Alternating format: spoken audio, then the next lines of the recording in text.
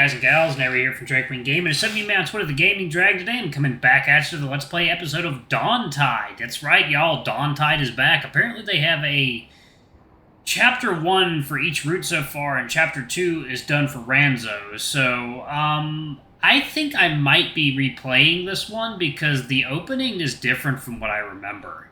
So, I think they had a significant overhaul of the opening. So, I think I'm going to play this, through again. This will just be a continuation, I suppose, numerically, I guess. So, yeah, I'm going to just go ahead and, jump right into it, y'all. Alarm chain, you are up, and let's go. Alright.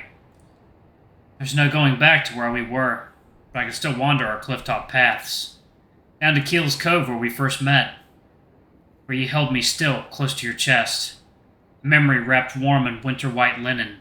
When your fingers slipped between mine, they filled spaces I never knew were there. After all these years, you stay moored in my mind. A beacon through sea fog, far from land. I know these paths always lead here, but I hope that one day they'll take me back to you. Back to your home. Back to the person I knew. You'll flow around me, until those spaces are filled. Until then, Griff. Oh, wow. I do not remember this. Wow, yeah, holy crap. They got like, oh yeah, I don't remember that. I mean, it has been like an actual year since more than a year since the last time I played Dawntide. The hiss of a steam arm brings me back to my senses. Oat milk bubbles and swirls in the metal jug. Another day, another latte. My customer, an early afternoon regular, taps at her phone on the other side of the counter. She comes here on work days, sometimes between 1 and half 2. Takes her coffee to go. It's about as punctual as most people get in Port Warren. I think she's an estate agent. My wrist wiggles out a wonky oat milk rosette into the cardboard cup. Not my best work. I slip the lid over it. Latte! The regular takes the cup in hand with a thanks and a half smile. She makes her usual exit to the empty street. The lunchtime rushes past. The rest of my shift will just bring more customers like this one, if any at all. I turn to face myself, half an eye on the door. The muffled sound of laptop keys flutter amongst the strums of music through speakers around the room. The name of the cafe hangs on a wooden board above a long landscape mirror. The buoy. I send the person in the mirror a half-hearted wave, hoping to brighten their spirits. You're the boy, Riley. It does very little. I'm tired. It's my last shift for the week. Hazel will start her shift soon. Best look busy. I run a damp cloth over the steam wand. Ditch the coffee puck into the bin. Wipe down the surfaces. Out of a small window at the back of the room, the lopsided hulls of small boats breathe gently on low water. I'm reminded that working amidst the aroma of fresh ground coffee is a luxury during low tide. Oh, water time.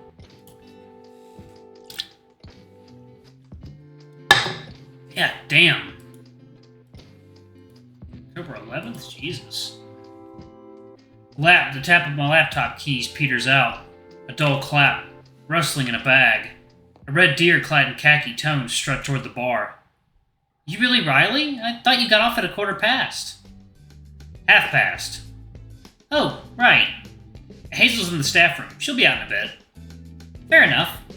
She rests an elbow on the counter and tries to make it not look too obvious that she's eyeing her phone. So, excited? Yeah, kinda. Kinda? I don't know. It's weird. Everyone's been doing their own things for so long now, it's gonna feel a bit strange. It'll be a bit different, sure. But that's good. It's been long enough. Things should be different. Do you feel different? I loosen the cord on my froth-stained apron and turn my head around the room. I guess so. You still worried about your job, or the other thing? I think it's the job. I think Strange that they've been out of the county and I'm just working down the road. Me and Joe are still here, aren't we? Yeah, but you've got your proper jobs. Looks like she's about to say something and changes her mind. Look, you've got nothing to worry about. We'll meet Joe and Billy on the way to Ranzo. They'll be glad to see you. You're doing good, Ree. A smile forms. You probably should get moving, though. Billy's train gets in at 1:45. I place my folded apron on the counter. The clock on the cash register reads 14:29. Right, I'll go check on Hazel. Apron in hand, I pace between the tables back towards the back room, catching another glimpse of those boats in the shallow water before opening the door to a room where the air is thick with dishwasher steam. Hazel, you're up! Heh. Oh yeah, looks like the background's got an upgrade. It's a steep walk up the station. We pass by the old memorial, the church with Baker's 5 rows. After placing her bag inside the doorway to our flat, Sal closes and locks the door. She walks back to the street, phone in hand. Still nothing from Billy. Her voice is breathy as we trudge further up the incline. By the way, what time did you come in last night? I didn't hear you. Yeah, just sleeping badly. Went for a walk. Bad dreams? No, just hard to sleep.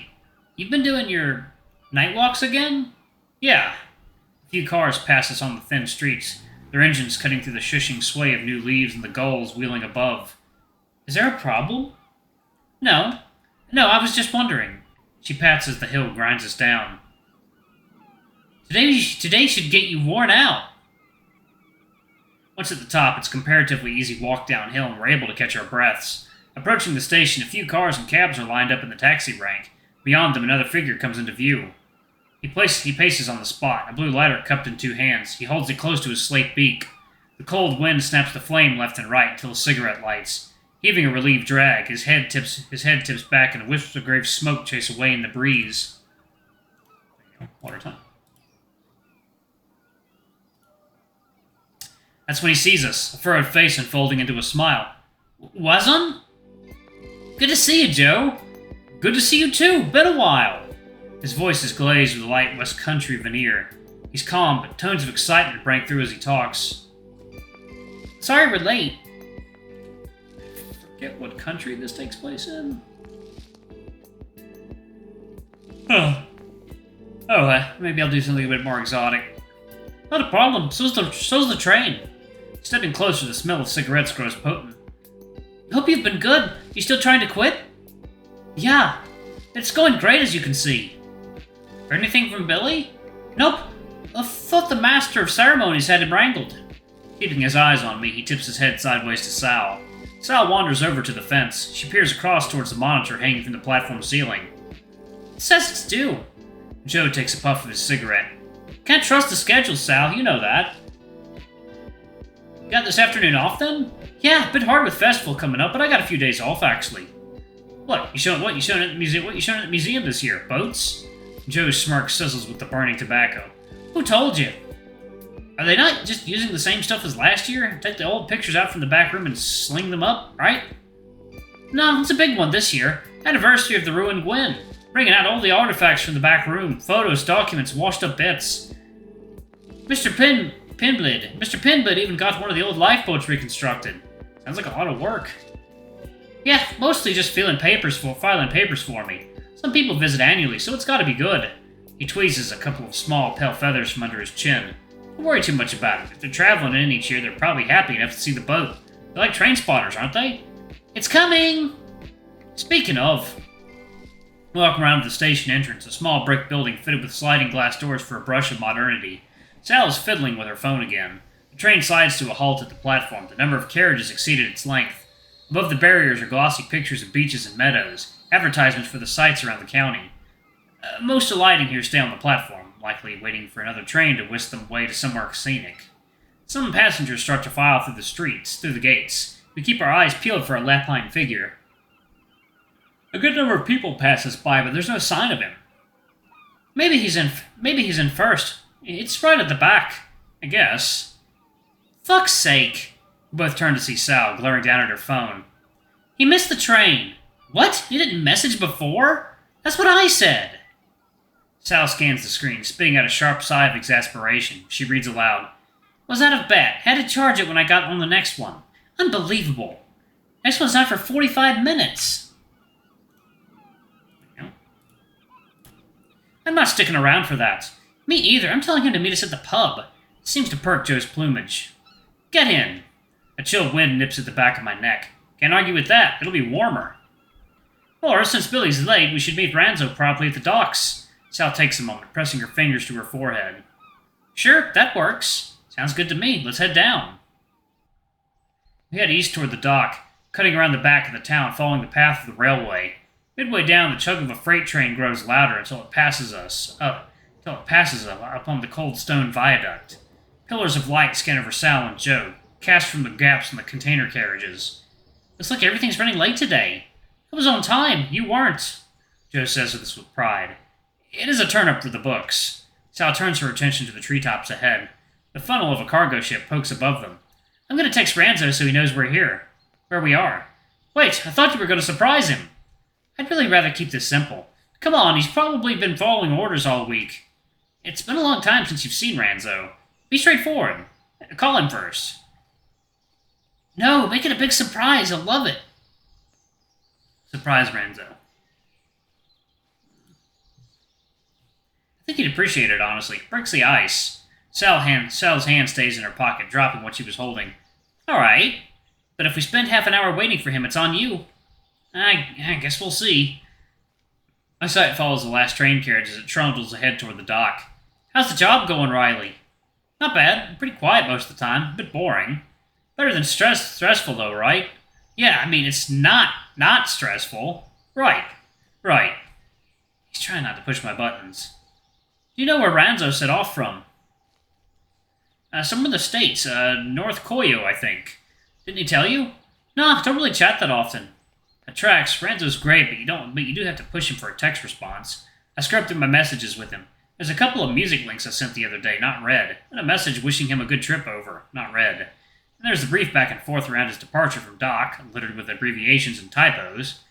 Wait, no, South Koyo. He's had his fun in the sun, then. The wind turns and chills me through the loose-knit wool of my sweater. Hope he got it while he could. Bet you a pint to just be wearing a t-shirt. Do the whole big man thing. Twigs and hard soil crunch underfoot as we continue along the path. It'll be long until we're back on the road. At the base of the hill, the road peels left across the bay. Before weaving back through the heart of the town, it runs along a wall of corrugated iron, a drab metal blister on the headland's pastoral greens. So you know. No, wrong one. Wrong one. There we go. Okay. All right. Water time.